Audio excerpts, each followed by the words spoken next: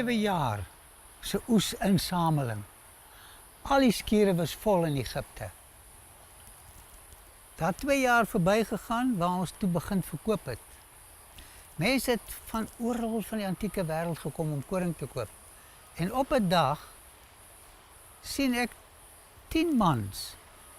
Hulle het vir my baie bekend gelyk. En toe hulle nader kom, raai wat? Dis my broers. Kan julle my emosies begryp toe ek daai 10 manne sien? Nou, N.P. van Wyk Louw, die groot digter, het gepraat van die waansin van die versteende gedagte. Met ander woorde, hy sê, ons ervaar iets in die verlede. Daai goed word hier versteen in ons gedagtes, ons het 'n prentjie daarvan. Maar intussen het daai persoon verander en hy pas nie meer by daai ou prentjie wat in die brein is nie. So ek het nie geweet of hulle verander het of nie. In elk geval wat ek gedoen het, wat ek my nou vasstel. Weet 'n mens wil ook 'n pak slaag gee, wil hulle terugkry. Maar dit was nie Josef se geaardheid nie. Wat ek toe doen, ek vra vir hulle manne, waar kom julle vandaan? Hulle sê vir my, hulle kom van Hebron af. Ek sê ja. Julle lyk vir my soos spioene. Ek dink julle het my land kom verken hierso. Ek vertrou julle nie. Hulle sê nee meneer, ons is baie eerlike mense. Ons is eintlik 12 broers. Een is dood. Die ander ene, my pa wil hom nie van die huis laat gaan nie. So eerlikwaar meneer, dit is ons situasie. Maar ek het net vir hulle gesê, ek vertrou julle nie. As julle nie daai broer hiernatoe bring het, ek kom met my eie oë sien, en weet ek, julle is bedrieërs. Ek het hulle toe vir 3 dae in die tronk opgesluit. So hulle het bietjie ervaar wat ek ervaar het. Dit is baie keer goed om net 'n bietjie te mediteer oor jou lewe. Na 3 dae het ek hulle laat uitkom. Dit was baie interessant. Toe sê ek vir hulle, luister, een van julle gaan ek in die tronk sit. Die ander kan na julle pa toe gaan, sodat julle kan terugkom om koring te koop. Maar julle moet daai broer wat julle van praat saambring, anders wil ek julle nie sien nie. En toe begin hulle in Hebreëus met mekaar te praat. En hulle verwyd mekaar. En hulle het vir mekaar gesê, weet julle wat? Die benoudheid wat ons nou deurgaan, is die benoudheid wat Josef deurgegaan het, toe hy gepleit het, asseblief moet my nie in die put gooi nie, moet my nie verkoop nie. En ek luister wat hierdie manne praat en daai hele traumatiese ondervinding kom terug na my toe. En Ruben sê vir hulle, ja, ek het vir julle gesê, gooi my in die put, want ek wou hom kom verkoop het. Maar dit is wat julle nou aangevang het. En terwyl hulle so praat, het my gemoed so vol geskiet. Ek is terug en ek het net gehuil en gehuil en gehuil. Toe my gesig gewas en teruggekom en al hulle geld wat hulle betaal het vir die koring het ons teruggesit in hulle sakke en hulle is weg. Onthou manne, ek het vir julle gesê, julle sien my nie weer as julle nie julle broer saambring nie. By die huis gekom, was dit 'n konsternasie. Hulle maak hulle sakke oop. Hier is die geld in. Hulle praat met hulle pa, Jakob, pa, ons geld is terug in die sakke. Hy sê, my kinders, waar is Simeon? Pa, sal ons nie glo nie. Die man het ons as spioene beskou. Hy het Simeon in die tronk gesit en hy het gesê, ek wil julle nie weer sien as julle nie vir julle broer Benjamin saambring nie. En op daai oomblik, toe Jakob dink hy gaan Benjamin verloor, het hy net gesê vir die broers, alles is teen my. En het begin huil, soos hy nog nooit gehuil het nie. Want hy huil oor Josef. Hy huil oor Simeon in die tronk. En hy huil omdat hy dink Benjamin gaan ook tot net gaan. Hy het hom ook verloor. 3 kinders. Was jy al by die plek waar jy gesê het, alles is teen my? Maar tussentyd was alles nie teen jou nie. Hy het net vir hulle gesê, julle vat nie vir Benjamin saam nie. As dit gebeur, gaan julle my grys hare in die graf sit. Ek gaan sterf. In elk geval, daai droogte het erger geword. En erger en erger. En op 'n dag, toe daar amper nie meer kos is nie, sê Jakob vir die seuns, luister, julle moet gaan kos koop. Hulle sê, maar pa, ons kan nie gaan kos koop as Benjamin nie saam gaan nie. Nee, my kind gaan nie saam nie. En toe kom Juda. En sê, pa, ons kon nou al 2 keer heen en weer gegaan het. Hier sit ons. As ons nie gaan nie, gaan pa sterf, Benjamin gaan sterf, en ons gaan almal van hongersnood omkom. En uiteindelik sê hy vir die broers, vat vir Benny en gaan koop kos. En voor Benjamin daar weggesit, oupa Jakob daai kind in sy arms geneem en sê, ag ou Benny, kom veilig terug, papa gaan vir jou bid.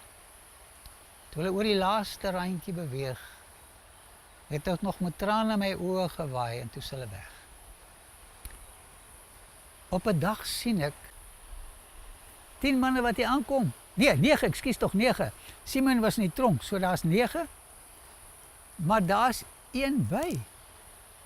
En weet julle, toe ek mooi kyk, raai wat? Dis Benjamin, my broer. Na 22 jaar sien ek hom weer. Ek het vir my paleisamptenaar gesê, reële ete vir hierdie manne. En ons is almal in die eetsaal. Ek het apart geëet. Ek eet nie saam met hulle nie.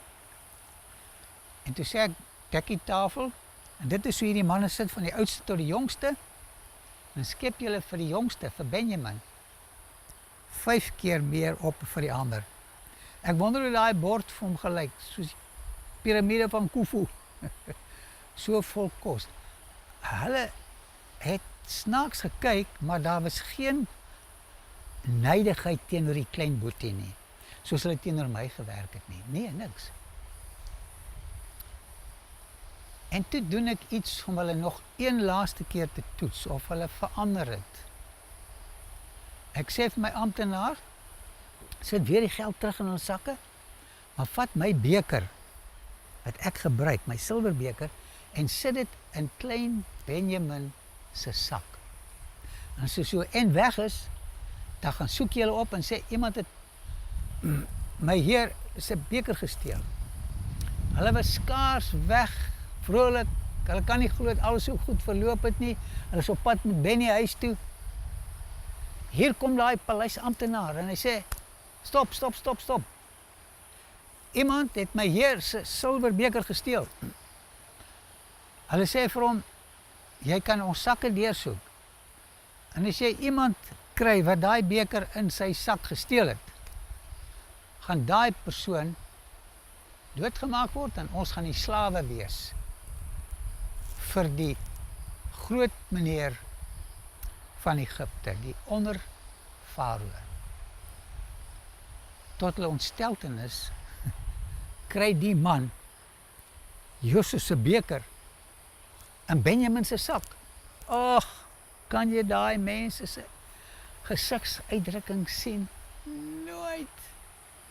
Hulle is almal weer terug na die regerder van Egipte en sê, hoor hier, ek verstaan, julle voel dat Benjamin die beker gesteel het, maar ons wil almal meneer se slawe wees, hy moet teruggaan, ons kan nie ons pa sonder hierdie kind sien leef nie. En Josef sê vir hulle, nee, ek is jammer, hy bly agter, julle kan gaan. Wat sou jy gedoen het as jy in daai situasie was? En hier kom Juda nou in die prentjie. Kyk, Juda was boos geweest, maar Juda het verander. En die mooiste toespraak wat ek nog ooit gehoor het Juda gelewer en vir Benjamin ingetree. Nou as jy ooit 'n kans het, Levi, een van die broers wat hierdie ding waargeneem het vir sy dogter Jochebed vertel wat gebeur het. En Jochebed Sy een seun se naam was Moses. En Moses het alles neergeskryf. So as julle na die boek Genesis toe gaan, 'n dokument wat Moses geskryf het, sal julle die hele verhaal, sy hele toespraak daar sien. Ek het nog nie soveel prosa en poësie en nuances en emosies, is amper soos 'n sonnet, in my lewe gelees nie. In kort, hy het net vir my gesê, my Heer, as ons sonder Benjamin by my pa aankom, gaan ons hom begrawe. Meneer, besef jy wat dit gaan beteken? Ons gaan die dood van ons vader veroorsaak. Maar meneer, ek het vir my pa gesê, pa, ek staan in vir Benjamin. En meneer, die regeerder van Egypte, ek sal Benjamin sy plek vat. Stuur almal terug. Ek sal in sy plek 'n slaaf vir u wees.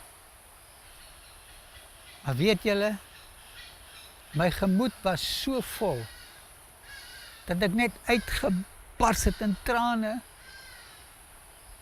En toe slaan ek oor van die tolk wat deur ek gepraat het, en ek praat Hebreëus.